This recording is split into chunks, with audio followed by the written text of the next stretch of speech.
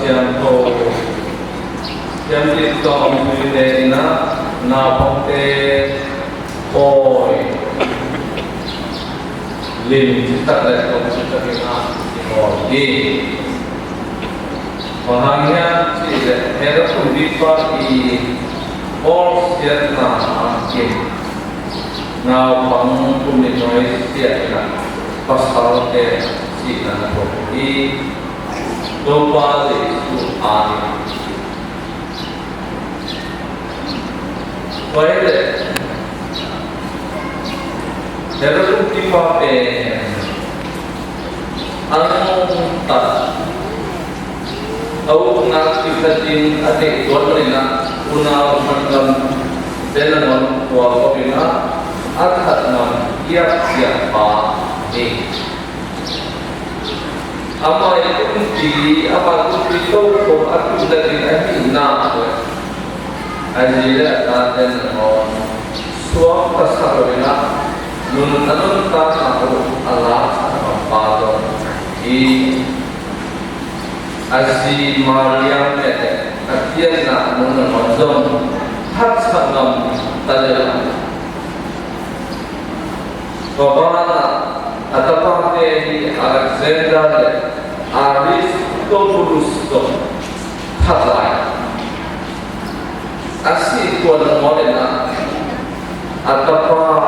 antipater kata hampir apa tadi si ina nuang ruahi modena atap sampai herot antipater adia sahaja model adi itu nah menurut tak lagi bisa terkena kilo terkena di Yesus tumpipa suara sampai mimpi de yang pada Yesus suara dia hewan benua kerana takwa di lain kerana besok soalnya itu ni berita yang ingat jika Binte tulis na hike pawa ini dua channel hero binte ina sebelum binte sekali si hero binte karena jian hero binte tulis na tahan di alam ini sebelum lagi setiap konten sebelum sebelum insting, waktu insting, atau tension ini awalnya le asulaya yang tentu tepat amin dia seperti dalam tiga mimpi bagaimana puno tuntas saling tulis na bisa pas Tuan sudah nanti warna hamina kesiapan yang terlalu hamina cuma sudah menjadi doa anak mengkai kami dari itu semua menuju nanti terus kita anak di warna hamina dan kuah imam mana Andai itu kita nak konten untuk sublo di nampak tu dapat tu nanda kasih belum mulai mulai ini ya tinggal itu jadi bagaimana yang begini tumpangin fungsi nah rata kuat Islam tahu nale muna o ini jadi macam lagi oke rakyat tante ani tapi tante orang hidup ini yang lagi Cina Jeremiah sampai agen koma untuk kita nak tahu Kalau cuma kita kesuatan Totana mande na anu tana abe ko ang mukang kita yoni Totena in kipila tuito at hutu matao zong ang kita omlahi amao tiyan yung tu tingin Benda yung natin Pasal saksiyan yung isi